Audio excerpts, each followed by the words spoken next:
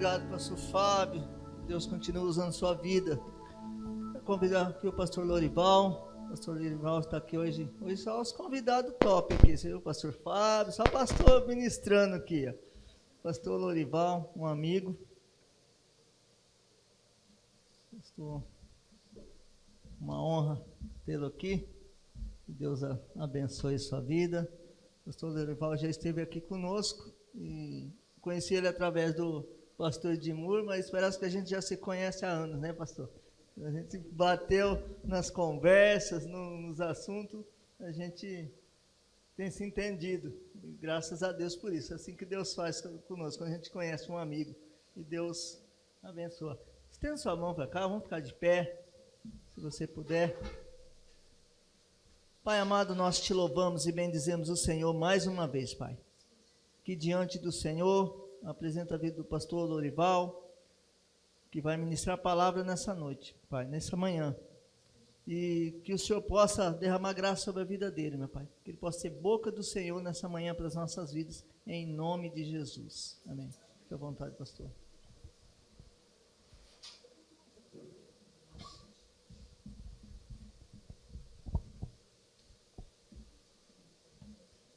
Bom dia, irmãos. A graça e paz de Jesus.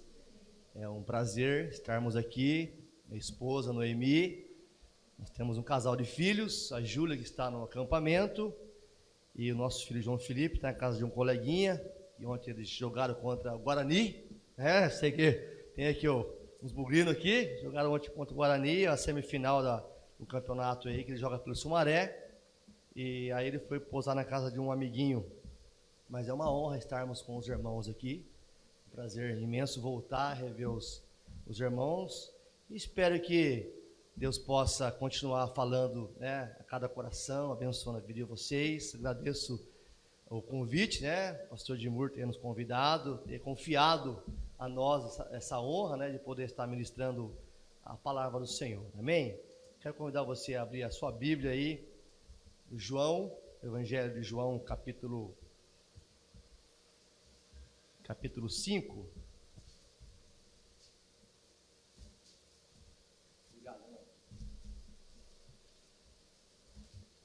João capítulo 5, versículo 5.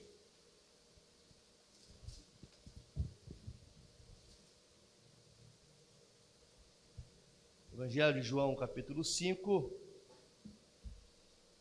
Na verdade, segura o evangelho aí. Abra aí em Provérbios 13, 12, depois nós vamos para o João. Evangelho, Provérbios 13, 12.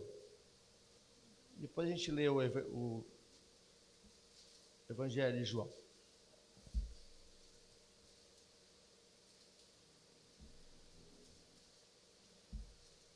Provérbios capítulo 13, versículo 12. A esperança adiada faz adoecer o coração. Desejo cumprido é árvore de vida. Esperança adiada faz adoecer o coração. Eu quero falar um pouco sobre isso hoje de manhã. A esperança que adoece.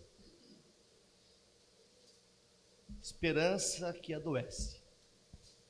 Eu me lembro que falando de futebol, eu fui convidado a jogar num time ali em Paulínia, que era o Paulinense, que era o time principal da cidade, e eles estavam tentando subir para disputar a terceira divisão. Então eles montaram a Secretaria de Esporte, o clube paulinense montando o time, e aí eles me convidaram para mim fazer parte desse elenco. Na época eu era um jovem, e eu fui. E eu me lembro que um jogo ia ser contra o Guarani B, ali no Guará, no campo do Guará, que esse campo hoje nem existe mais. E eu havia convidado amigos, familiares, e eu tinha aquela esperança que naquele dia ia estar a comissão técnica do Guarani, ia estar ali alguns olheiros, me vissem jogando, né, e me contratassem, me dessem uma oportunidade, enfim. E aí fui para Paulínia, porque nós íamos sair de lá com o ônibus, e fomos para o campo do Guará jogar contra o Guarani B. E não sei por que carga d'água, naquele dia o técnico não me colocou. E eu era o titular. Eu sempre joguei de atacante, né? Centroavante, e eu era titular do time. Eu e mais um, que era um tal de Pedrão de Cosmópolis, a gente dividia a vaga, cada um jogava meio tempo. Então a gente estava mais ou menos em teste, né? Para ver quem ia. Mas eu era quem estava jogando. E aquele dia, quem saiu jogando foi esse rapaz. E eu imaginei que, segundo tempo, ele ia me colocar, mais do que justo. Começou o segundo tempo, não me colocou. E o jogo acontecendo, por fim acabou o jogo. E não me colocou. Pensa numa frustração, numa vergonha. Porque eu era muito conhecido na região, então assim, o campo estava lotado, mas lotado de gente. Olha, eu me lembro que as pessoas queriam subir, queriam invadir o campo para bater no técnico, porque não havia me colocado. E se o rapaz tivesse ido tão bem no jogo, né? Mas estava jogando mal. Por fim, perdemos aquele jogo e não me colocou. Aí foi depois uma confusão depois do jogo, os caras queriam pegar o técnico, aquela coisa toda, né? Vocês conhecem como que o futebol funciona às vezes. E eu fiquei frustrado, porque tinha uma esperança no meu coração de que talvez alguém ia me ver ali, né? E aquela esperança adoeceu o meu coração. Tanto que depois fomos, eu nem fui eu tirei a roupa ali mesmo, nem fui para Paulínia. E aí avisei o rapaz, que era na época que me levou lá, né, que se chamava Vaguinho, falou, não vou mais. Falou, mas você assinou um contrato, tem que ir. Eu falei, não vou mais. E não fui mais. Aí fiquei decepcionado com o futebol na época, aquela coisa toda, porque a esperança tardia adoece, né? Fiquei frustrado, decepcionado. E às vezes é assim que nos sentimos. Muitas vezes nós estamos cansados de esperar algo que não acontece. Talvez nessa altura do campeonato você já gostaria que algumas áreas da sua vida estivessem estabilizadas. Talvez não esteja ainda. Algumas coisas que você talvez está esperando no Senhor há algum tempo e ainda não aconteceu. E isso, como o texto que nós vemos aqui, causa uma frustração. Muitas pessoas estão adoecidas, frustradas, decepcionadas, porque estão esperando algo há tempos. Esse algo não chega. Esse algo não acontece. Esse milagre não acontece. Essa resposta não acontece. Talvez na área emocional, na área espiritual, na área ministerial, financeira, familiar, enfim. Realidades que ainda causam tristeza no nosso coração pelo fato de não ter acontecido. Fato é que se manter acreditando, se manter crendo, custa. Ter esperança, custa. Esta é a realidade. Continuar esperando algo, continuar crendo em algo, nutrindo expectativa na alma, no coração, custa. Custa. Não é à toa que muitas pessoas já colocaram suas vidas no piloto automático. E tanto crer, tanto esperar e não aconteceu ainda, então coloca, se tiver que acontecer, vai acontecer, se não também, a vida que segue já colocou. Já não nutre mais na alma aquela esperança, aquela expectativa. E eu quero contar a história desse homem que nós aqui vamos falar, que é o João capítulo 5, vai dizer de um homem que estava passando por isso, nesse momento. João capítulo 5, verso 5, diz que estava ali um homem enfermo, havia 38 anos. Os irmãos conhecem a história, aqui que fala que ali havia um tanque chamado Betesda, e Betesda significa lugar de misericórdia. Então esse homem, há 38 anos, estava aguardando misericórdia acontecer na vida dele. Ele ser curado. Todos os dias, talvez, alguém levava ele ali, porque ele era a pessoa que estava em uma maca, não podia andar.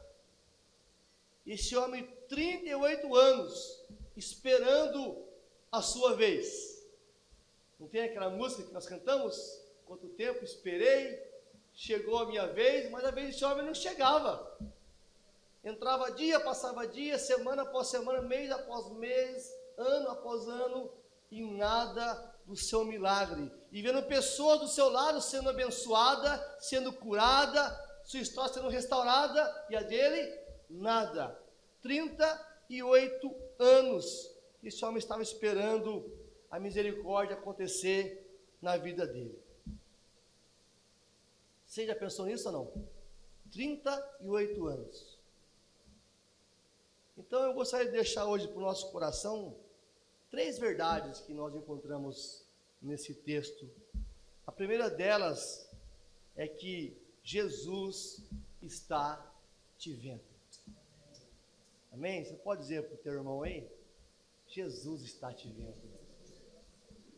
O versículo 6 diz o seguinte: Jesus vendo deitado. Jesus vendo deitado. O verso 3 diz que neste lugar, neste tanque chamado Betesda, havia o quê? Uma multidão de pessoas ali. E nós sabemos que não é fácil encontrar alguém em uma multidão, não é verdade? Não é fácil. Esses dias atrás, nós estávamos num local, num shopping, aí nos perdemos, né? Minha esposa ficou pagando lá no caixa e combinou com a minha filha para guardar na porta. Minha filha saiu para comprar sorvete com meu filho, fui junto e no fim nos perdemos, nos desencontramos. Aí vai atrás da esposa, não acha, e um shopping grande, cheio de gente, e depois de meia hora procurando, que acabou se encontrando. Mas fato é que não é fácil encontrar alguém no meio de uma multidão, não é verdade? Mas mesmo assim, no meio daquela multidão, o texto fala que Jesus estava vendo aquele homem. Jesus vendo aquele homem. Muitas vezes nós nos encontramos como esse homem no meio da multidão, não é? Certas fases da vida parece que as pessoas não estão nos vendo. Parece que a família não está nos vendo. Parece que as empresas não estão nos vendo. O patrão não está nos vendo. A igreja não está nos vendo. Às vezes parece que o pastor não está nos vendo. Acontece isso. Parece que estamos meio que invisíveis em meio à multidão, cercado de pessoas, porém às vezes nos sentimos sós. Parece que ninguém está preocupado com a gente. Parece que ninguém está preocupado com a nossa necessidade. Às vezes o irmão que está do seu lado no banco, às vezes não está te vendo. Mas fato é que existe um Deus que tudo vê. Fato é que existe um Deus que está nos vendo. Salmo 33, 18. Vamos passear hoje um pouco aí na Bíblia.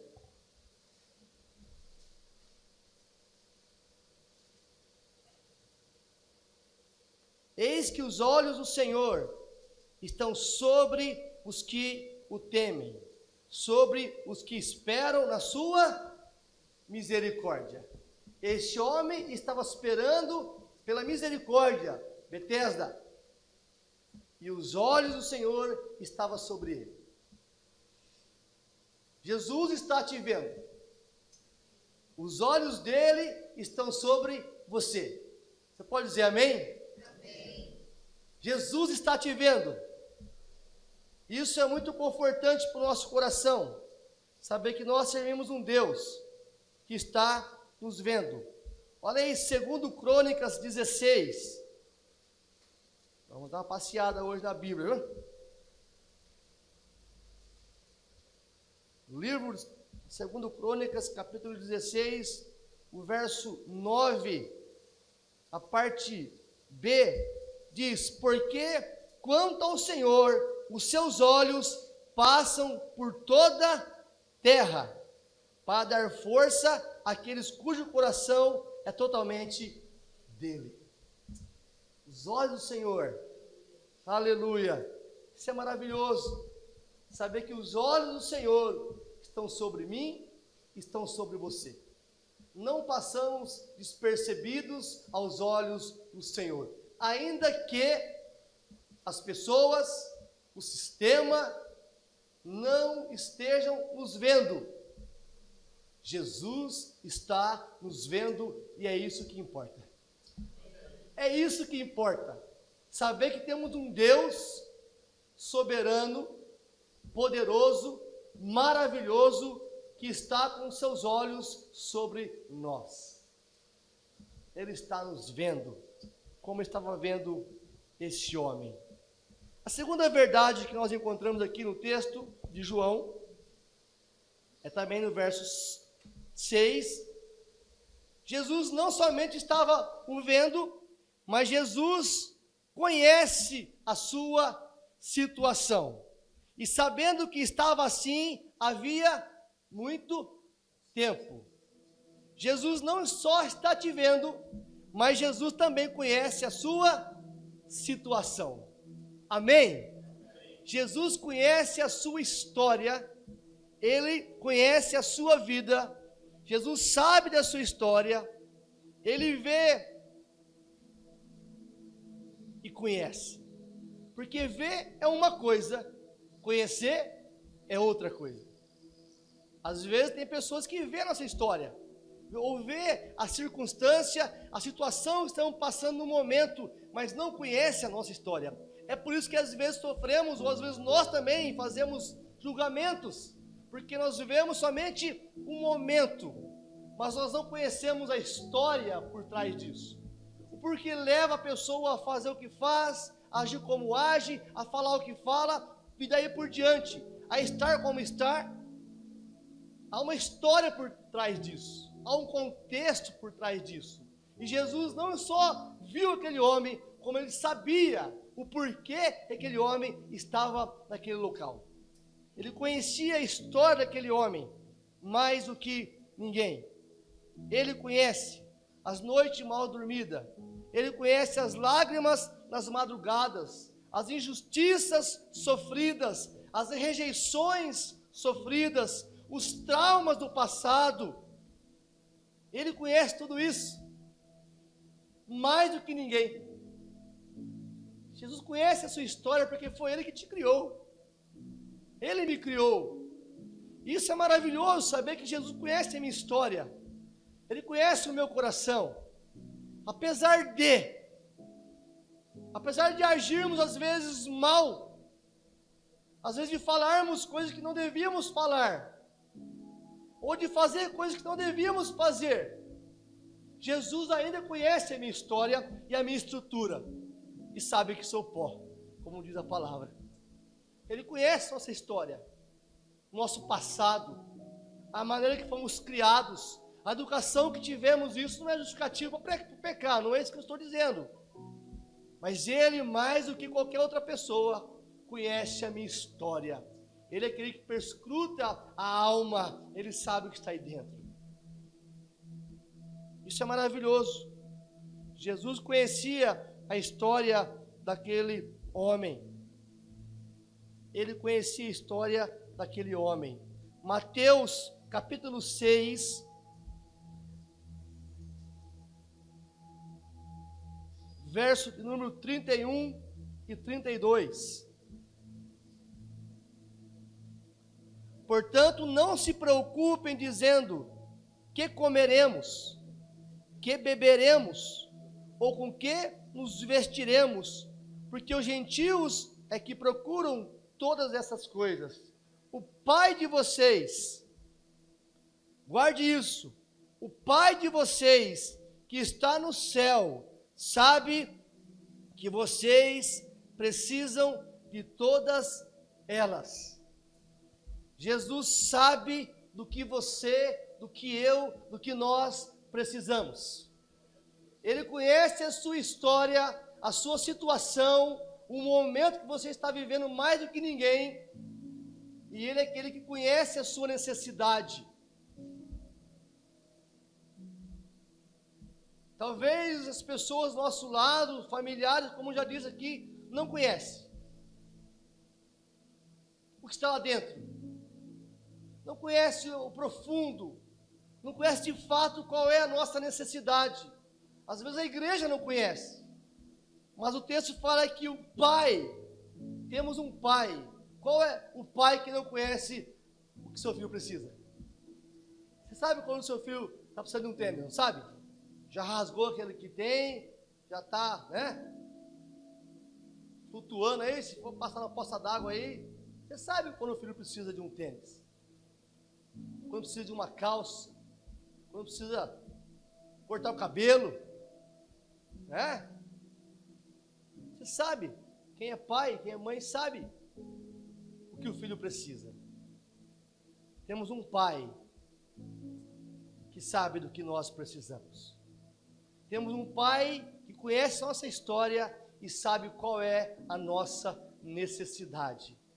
É por isso que a Bíblia vai nos convidar a sempre buscarmos esse pai, a sempre orarmos, a sempre colocarmos diante desse pai nossa necessidade.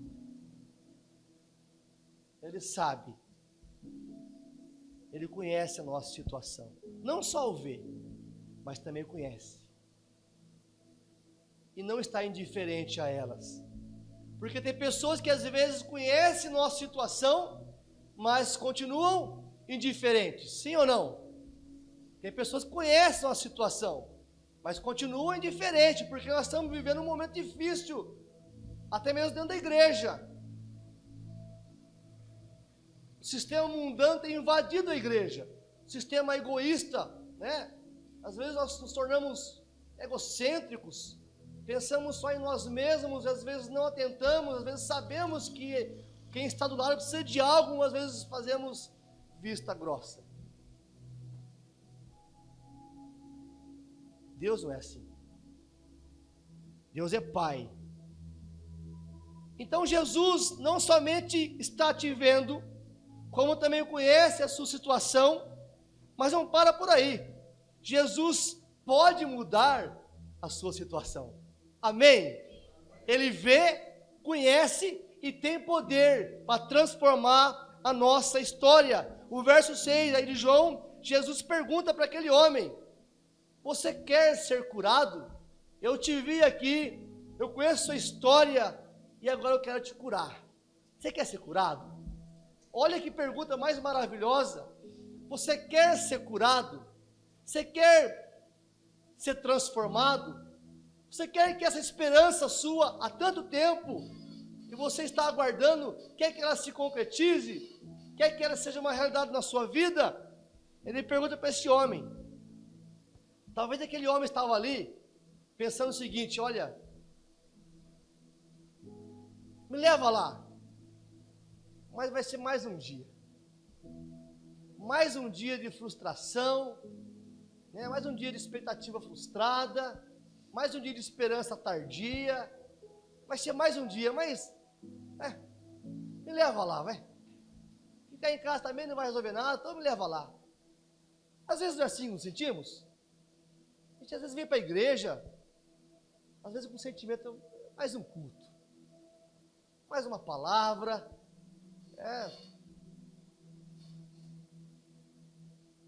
Às vezes assim nos sentimos. Estamos tão frustrados, às vezes tão decepcionados, que às vezes achamos que vai ser mais um dia. Mas vamos lá, vai. Vai que, né? Leva lá. Esse homem talvez estava pensando assim, se sentindo assim. Mais um dia de derrota, vai ser do mesmo jeito. Mas o mesmo Jesus que estava naquele tanque de Betesda, o mesmo Jesus que perguntou para aquele homem: quer ser curado? O mesmo Jesus que curou aquele homem naquele dia, está aqui de manhã. Amém? Você crê nisso? Glória a Deus por isso. Aleluia por isso. O mesmo Jesus que viu aquele homem, que conhecia a sua situação e que se propôs a curá-lo, está aqui também. Está nessa manhã, nesse recinto, nessa casa de oração e de adoração. É o mesmo Jesus que também quer mudar a nossa história, que também quer nos curar, quer nos transformar, quer reverter esse quadro, esse texto, para que a esperança não seja tardia e não mais adoeça o nosso coração. Agora, o interessante é que aquele homem, ele não estava enfermo somente fisicamente. Também era uma pessoa que estava enfermo na alma. Porque Jesus pergunta para eles, você quer ser curado? O próprio Deus encarnado, o próprio milagre, a cura estava diante dos olhos dele. Qual foi a resposta dele? Senhor, eu até quero, mas não tem ninguém que me jogue na água. Quando a água se move aí, o anjo desce aí, ninguém me joga na água. Esse homem estava tão desesperado, tão frustrado, que ele estava, Jesus, eu até queria ser curado, mas não vai rolar. Não vai dar hoje.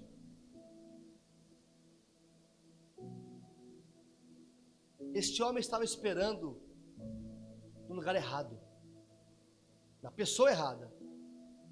Ele esperava no mover de águas. Ele esperava de um anjo que descia ali, de vez em quando, em um momento específico. Ele esperava que alguém o jogasse na água. Irmão, sabe por que às vezes somos frustrados? Decepcionados?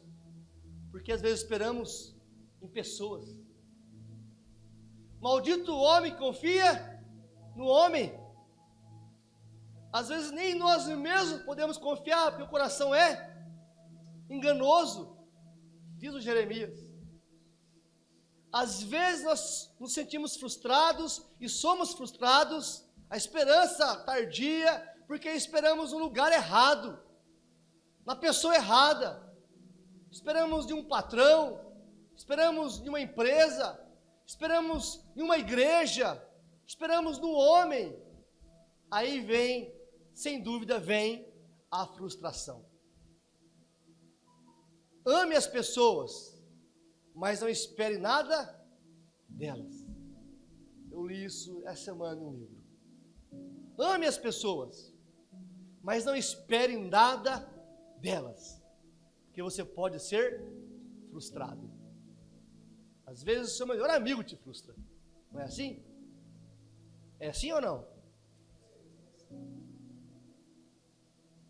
Porque também se ser frustrado por alguém que você nem não faz tanta diferença, né? Às vezes somos frustrados de dentro, porque esperamos na pessoa. Isaías 40, 31.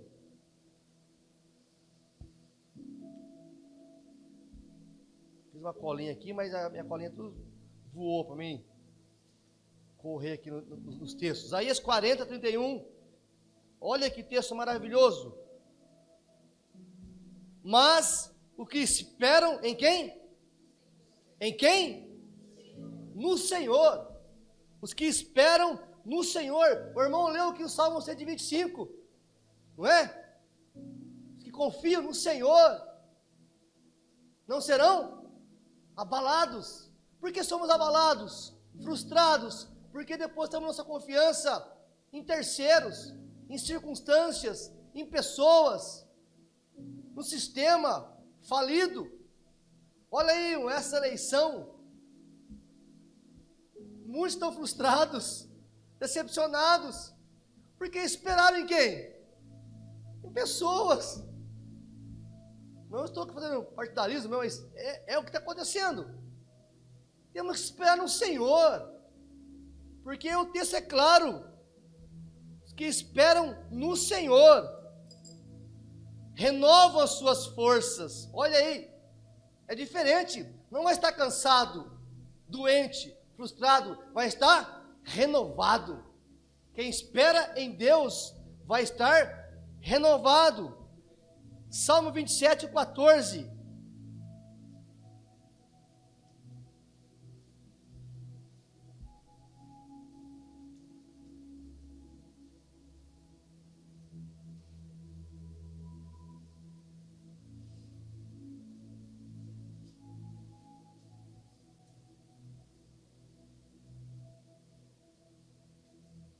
marquei errado aqui, viu? Certo? 27:14, é isso mesmo. É que eu fui no... Lógico, eu tô em Provérbios, aí não dá mesmo, né? 27:14. Olha aí. Espera no Senhor. Anime-se e fortifique-se o seu coração. Espere, pois, em quem? No Senhor. Em quem estamos esperando? No Senhor. Temos que esperar nele. E Provérbios 23, agora sim, 18. Olha que texto maravilhoso esse Provérbio 23, 18. Porque certamente haverá o quê? Um futuro, e a sua esperança não será frustrada. Quem espera no Senhor terá um bom futuro, porque a sua esperança não vai ser frustrada. Não vai ser doentia, tardia, não vai adoecer a nossa alma, nosso coração, porque estamos esperando em quem? No Senhor. É nele. Espere somente no Senhor. Como diz aqui, não espere em terceiros. Não espere. Às vezes você olha essa situação e fala assim, nossa, eu sei que aquela pessoa, ela poderia me ajudar. Eu sei que aquele irmão tem condições de me ajudar. Eu sei que aquele... Às vezes somos frustrados. Mas quando você espera no Senhor, aí Ele move o coração daquele irmão, daquela pessoa, daquela empresa, que é Deus que move os corações para nos abençoar. Não é verdade? Deus que move as situações, Deus que move as pessoas para nos abençoar. Quando alguém te abençoa, não é porque ele é bonzinho. Olha, esse irmão é... Não é isso não, irmãos. É porque Deus moveu o coração dele, porque se Deus não moveu o coração dele, porque a Bíblia fala que o homem é mau. Jesus disse isso. Bom mestre, quem falou bom é quem? Bom é Deus, Ele é bom. É Ele que move os corações. Às vezes achamos que somos bonzinhos porque fizemos algo, não, é Deus que moveu o nosso coração, porque se Ele não mover, nós não vamos estender as mãos para as pessoas, por conta própria, porque somos egoístas por natureza. Mas Deus move as pessoas para nos abençoar, Deus nos move para abençoar as pessoas, mas sempre esperando em quem? No Senhor, que Ele mova, que Ele toque, que Ele fale. Foi bom para mim essa palavra, porque esse dia eu estava meio frustrado. Poxa, Senhor, mas, parece que não está vendo, acho que eu não estou aqui. Eu não estou aqui, Senhor, parece que eu estou, sabe, estou e não estou aqui todo domingo, estou aqui, não me vê. Aí você fica frustrado. Mas quando você olha para o Senhor, você confia nele, você espera nele, aí você não vai ser frustrado. Porque no tempo certo, no tempo dele, ele vai mover, ele vai te abençoar. Amém? E para fechar aqui, o Salmo 42, 5 diz: por que está abatida, ó minha alma? Porque está frustrada, porque está angustiada, porque está adoecida. Espera, porque se perturba dentro de mim. Espera em quem? Espere em Deus, pois ainda o louvarei, a Ele meu auxílio e Deus meu. Às vezes estamos com a alma assim, né? Como esse homem aqui, frustrado, abatido, angustiado, mas o texto nos convida, espera no Senhor. Espera em Deus, e vamos dizer como Jó disse, eu sei que o meu Redentor vive, e certamente Ele se levantará ao meu favor, em outra tradução. Eu sei que Ele vive, e certamente vai se levantar ao meu favor. Então eu vou esperar nele, eu vou confiar nele, no nome de Jesus. Amém? Deus não somente te vê, Deus não somente conhece a sua história, como está aqui para mudar a nossa história, para nos abençoar no nome de Jesus. Mas devemos esperar nele, confiar nele, e somente, não é nele, é somente nele, porque às vezes confiamos nele e mais alguém, nele e mais, não, a Bíblia fala que é só nele, aí sim nós não seremos frustrados. Às vezes ficamos tristes, chateados, faz parte da vida, né? Somos seres humanos, mas jamais frustrados, porque sabemos que Deus está nos vendo, Ele conhece a nossa necessidade, e no momento oportuno, no momento certo, Ele vai bradar. Os mais pentecostais, Ele vai bradar, e vai nos dar a vitória no nome de Jesus. Amém? Glória a Deus por isso, né? Por favor, se coloque de pé. Eu quero só fazer uma oração, pastor, com os irmãos, de agradecimento ao Senhor. Isso não é confortante, irmãos? Por isso que é bom vir à igreja, né? Não é mais um dia não, viu? Não é mais um culto não. É o dia que o Senhor preparou.